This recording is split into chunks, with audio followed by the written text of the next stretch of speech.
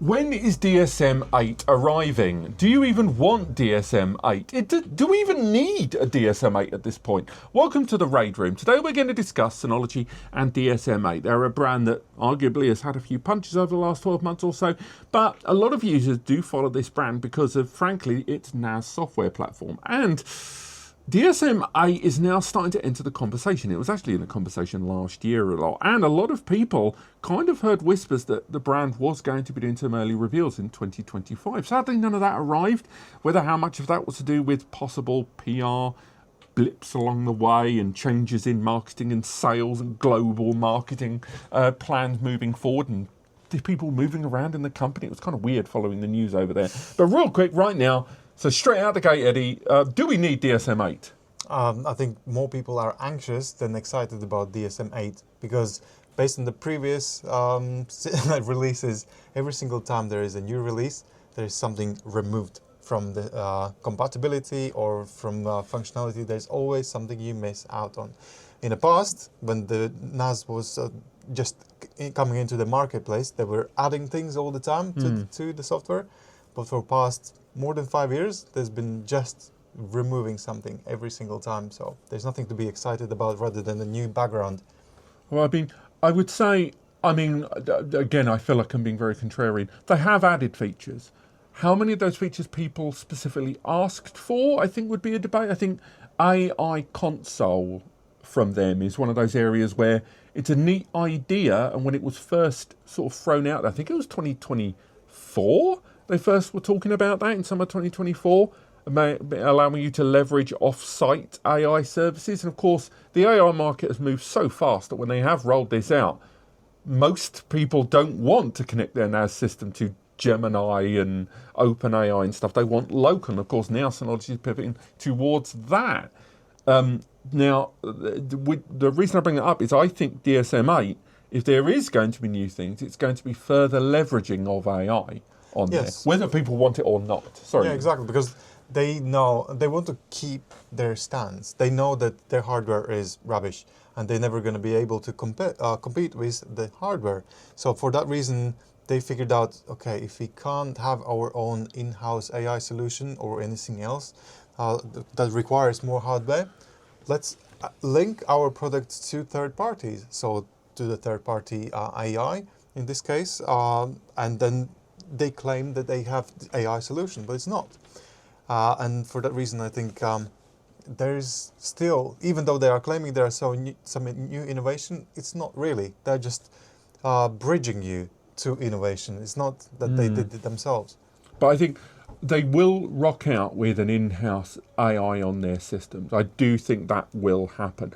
They're going to have to really pivot some of that hardware architecture because the lineup of their processors as it stands are not ready for that. They're just not. And I do think another reprofiling, we talked about it before, about the elimination of a number of the disk station solutions and replacing them with B station solutions. A lot of that, again, going down that road. Another thing about DSM 8, whatever it may be, it makes me wonder where DSM 8 will be available.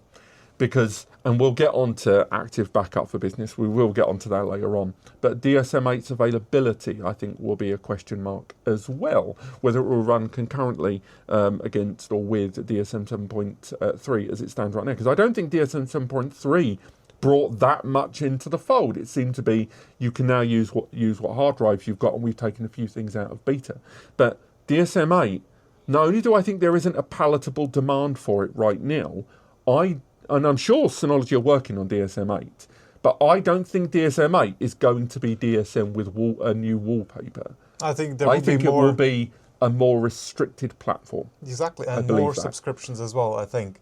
Maybe they will listen to customer base and they removed transcoding, so maybe they'll bring it back with a subscription. Just like now they are removing old email app as well. They're replacing it with the new email app, which only allows a certain number of licenses. After that, you need to start paying for it.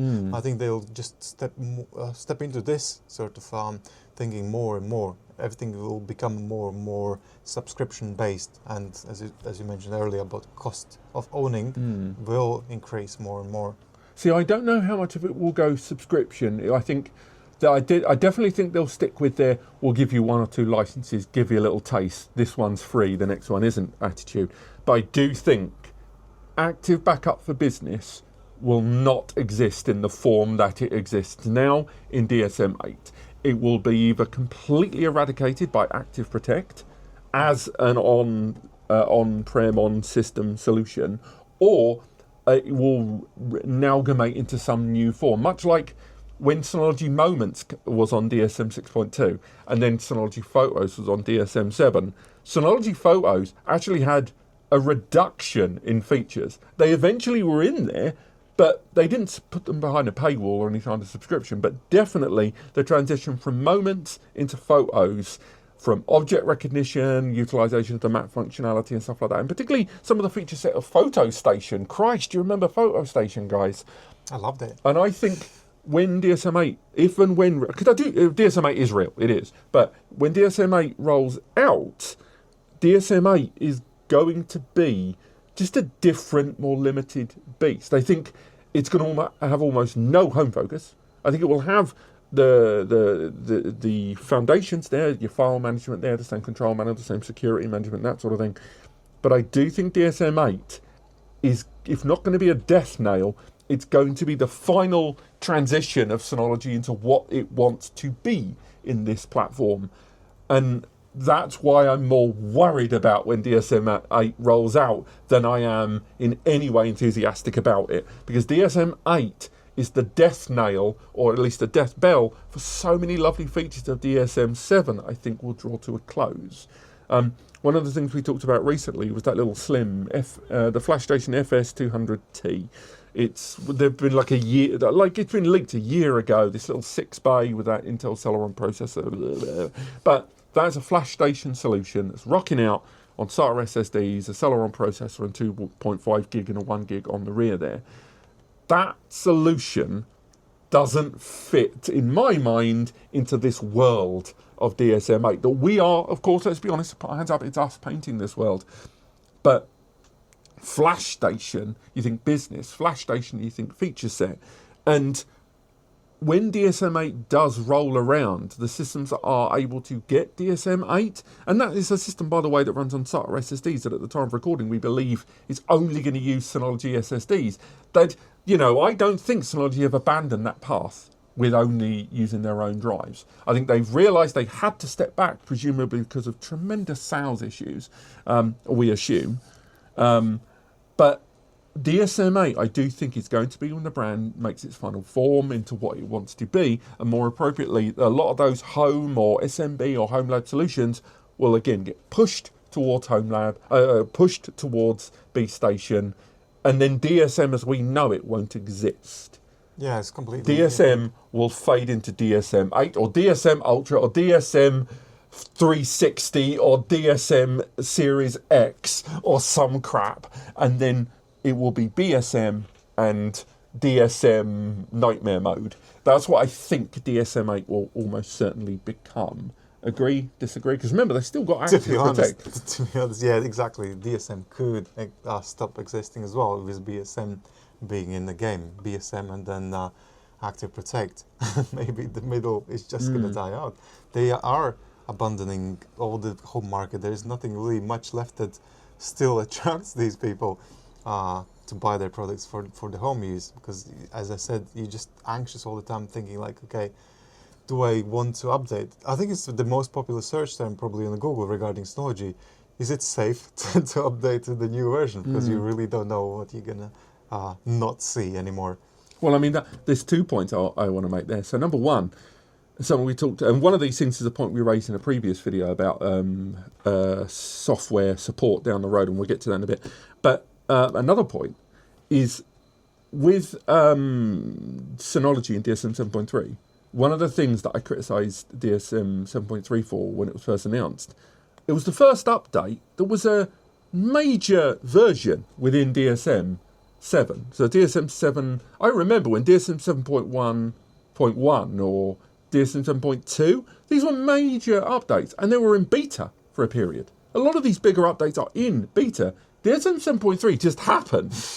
It just happened, and it was indicative of just how little was visibly seen to have been changed. And it did feel like this was all about the hard drives. And although, let's face it, channels like this one probably made it sound like it was all about the hard drives. But when you go down the release notes list, it's actually pretty underwhelming. But the second point with the support notifications is something we touched on recently in a Raid Room video when we were talking about how long should a NAS last and should you buy second hand. One of the points we touched on is how long Synology will support a lot of these products with those updates. And there are products that were released in the year of our Lord, 2025, with the Intel Celeron J1425 CPU and the AMD embedded Ryzen V1500B. This is the same architecture that NAS they were releasing in 2020 had. So is there going to come a point where when DSM 7.3, as it is, if this does play out the way we're suggesting, the DSM Ultra mode, hard, no lives, no ink ribbon mode comes out, is it going to be that all of those solutions that run on those processors won't have access to it, or just the newer ones that are running in exactly the same architecture can? Can if I bought a DS1621 Plus in 2020, is that not supported? But this smaller, cheaper box here with the same CPU and RAM, this will have access to it? I think Synology are painting themselves into a lose-lose situation there. Exactly, it's so confusing. It's becoming what you can do and what you can't do. With one box you can use these drives, with another one you cannot. It's becoming a bit ridiculous because those two boxes have exactly the same hardware but different model number. So the support cycle is different, different functionality. Everything is so confusing. And yeah, they should just iron it out and make it more simple with DSM 8. And something we touched on just now, and let's not completely discount that. What if, heaven forfend, ActiveProtect is actually DSM 8? Ouch. You know, it's like Scooby-Doo, he pulled the mask off and it was ActiveProtect all along. What if that is its final form? Like, I don't think it is. Everything I've heard and people I've spoke to on and off the record, I don't believe it's that. But I wouldn't completely rule it out. Like, again, we'll have to wait and see, but at least right now, I think the consensus is no one needs a DSM 8 right now. No one needed a DSM 7.3 until they said they'd let people use their own drives. And there's still work that can be done within DSM 7. There's, for example, some of the version of frigging the Linux kernel that it runs on, some of the container platform, some of the longevity of some of the applications, some of the multimedia stuff that they reined back in on and said, don't worry, you can use Edge stuff. Or maybe I don't want to use Edge stuff.